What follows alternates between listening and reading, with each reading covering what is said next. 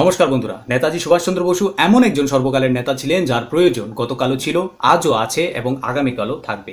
তার চিন্তা, কর্ম, আদর্শ তরুণ প্রজন্মের জন্য সবসময় অনুপ্রেরণার উৎস হয়ে থাকবে। আপনি কি কখনো ভেবে দেখেছেন নেতাজির মতো এমন মহান আদর্শবান ব্যক্তির নিজের আদর্শ কে ছিলেন? মানে নেতাজির গুরু কে ছিলেন?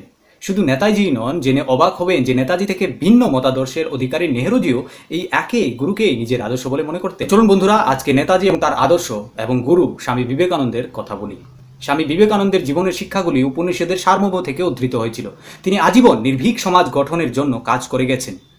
তিনি যুবকদের মধ্যে নির্ভয় হও, নির্ভীক হও এই মন্ত্র প্রচার করেছিলেন, যা আত্মবিশ্বাস এবং আত্মনির্ভরতার জন্য অপরিহার্য।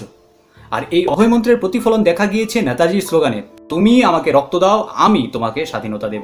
সুভাষচন্দ্র বসু বলেছেন, বর্তমান স্বাধীনতা আন্দোলনের মূলে রয়েছে স্বামী বিবেকানন্দের বাণী। স্বামী বিবেকানন্দ মাত্র 15 বছর বয়সী নেতাজির জীবনে অনুপ্রেরণার স্রোত হিসেবে প্রবেশ করে গিয়েছিলেন। স্বামীজির লেখা সাহিত্য অধ্যয়নের পর নেতাজির মধ্যে মানসিক বিপ্লবের উদ্ভব ঘটে।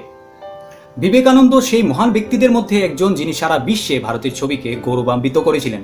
প্রেম, আধ্যাত্মিকতা এবং ভ্রাতৃত্বের যে বার্তা তিনি বিশ্বে ছড়িয়ে দিয়েছিলেন, তা বিশ্বের সামনে ভারতের একটি আলাদা ভাবমূর্তি তৈরি করেছিল।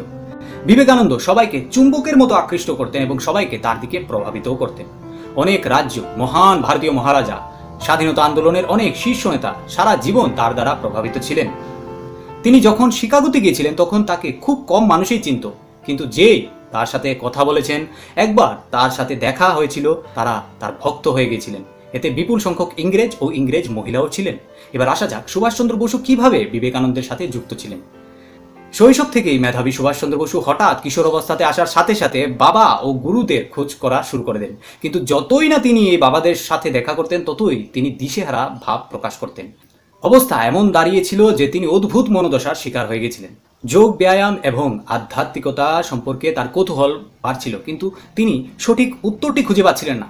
এই সময় কটকে এক আত্মীয়র বাড়িতে বেড়াতে গেলে সেখানে বিবেকানন্দের লেখা বইগুলো তিনি দেখেন, সেগুলো তিনি পড়া শুরু করেন। অনেক বিক্ষিপ্ততা শেষ হতে শুরু করে, দৃষ্টিভঙ্গি স্পষ্ট হতে থাকে। তারপর তিনি চিরকালের জন্য বিবেকানন্দের অনুসারী হয়ে যান। তিনি অনুভব করেছিলেন যে বিবেকানন্দই সেই ব্যক্তি যিনি আধ্যাত্মিকতা এবং ধর্মের বিষয়গুলিকে ব্যবহারিক পরীক্ষায় সহজেই কষিয়ে নিয়েছিলেন। সুভাষ বিভ্রান্ত হলে বিবেকানন্দ রামকৃষ্ণের বই পড়ে শিথিল হয়ে যেতেন।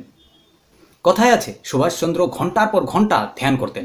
সুভাষ বসু সাধারণত রাতে মানুষের সাথে দেখা করাকে এড়িয়ে চলতেন, কারণ এটাই ছিল তার ধ্যানের সময়। তিনি অনেক ঘন্টা ধ্যানে বসে থাকতেন। দ্বিতীয় বিশ্বযুদ্ধের সময় তিনি যখন জার্মানিতে ছিলেন, তখন প্রায়ই রাতের বেলা বোমা পড়ার ভয়ঙ্কর শব্দ এবং বিমানের গর্জন শোনা যেত, কিন্তু তা সত্ত্বেও তিনি ধ্যানে মগ্ন হয়ে যেতেন। এমনকি তিনি যখন জাপান ও সিঙ্গাপুরে আজাদ হিন্দ ফৌজ গঠন করছিলেন, তখনও তিনি রাতের বেলা নিরবিচ্ছিন্নভাবে ধ্যান করতেন। তবে তন্ত্রবিদ্যার প্রতিও সুভাষের আগ্রহ কিন্তু কম ছিল না।